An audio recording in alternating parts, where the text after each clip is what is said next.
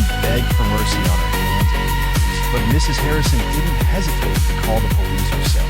Miriam was arrested and charged with attempted murder. Despite her family's wealth, the evidence was overwhelming, and she was eventually sentenced to 10 years in a maximum security prison. I felt a wave of cold disgust when Khloe told me the news of the sentencing. Once Miriam was behind bars, Khloe didn't stop there. She used her new power to track down the nanny and the foster mother who had ruined her life. She ensured they were both charged with child abuse and kidnapping, finally bringing them to justice. The nanny received 15 years for her role in the swat, while the foster mother was handed a 20-year sentence for kidnapping and aggravated abuse. Given their ages, they would likely never taste freedom.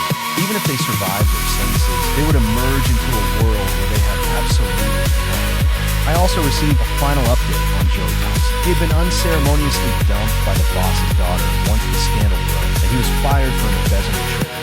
Just as he hit rock bottom, a mysterious investor approached him with a promise of seed money to start his own venture. Desperate and broke, Joey followed these investors without asking too many questions. When I found out they had lured him to a lawless region in Southeast Asia controlled by cartels, I decided I didn't need to track him anymore. He was as good as dead in a place like that, and I had better things to do than worry about his fate. With the dust finally settled, Khloe invited me to a private dinner at a Michelin-starred restaurant to express her gratitude. I wouldn't be standing here without your support, Edward, she said, raising a glass. If you hadn't backed me, Barrett Smith would have destroyed me before I even had a chance to prove myself. I took a sip of my coffee and shrugged. Don't thank me. I was just using you as a weapon against Miriam. You're the one who had the strength to actually follow through and take what was yours. Khloe gave me a knowing, graceful smile, acknowledging the cold truth in our lives. As long as we both win, I don't mind being used, she replied smoothly. Miller International is the best in the business, and my family's firm has a new development project that could use your expertise. Are you interested in a real partnership? I took the folder she offered, flipped through the first few pages, and smiled. Absolutely. The reason Edward's story feels so incredibly satisfying is not just because of the way he finally turned the tables on everything, but because it exposes a harsh reality. The script of your life is never determined by someone else's supposed star power, but rather by your own competence and mental clarity. Everyone living in cities like New York or Chicago has likely felt suffocated at some point, as if they were being pushed along by a predetermined destiny they did not choose.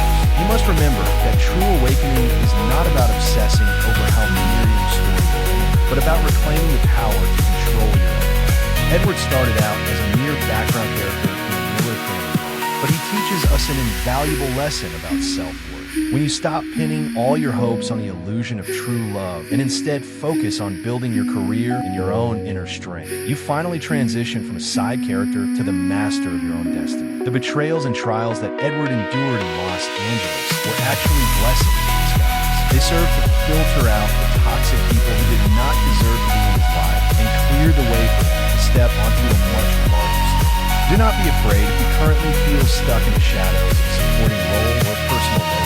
As long as you are intentionally working to become stronger, no one in this world has the power to force a tragedy into your life. Your future is far too valuable to waste on those who do not care about you. So ensure that your best investment is always in yourself.